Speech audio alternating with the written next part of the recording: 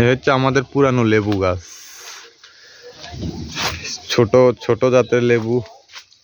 ছোট হলে এগুলার রস মানে এগুলার গুণ আছে, অনেক বেশি রস হয় এবং অনেক বেশি টক।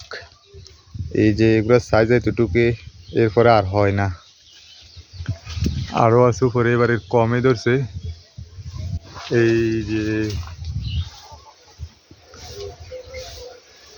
উপরে আরও আছে, একবার উপরে পুরোটার মধ্যে লেবু।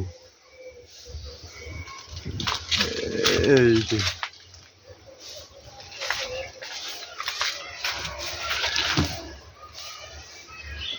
গাছের গোড়া চিকন, সব দিক দিয়ে ওরা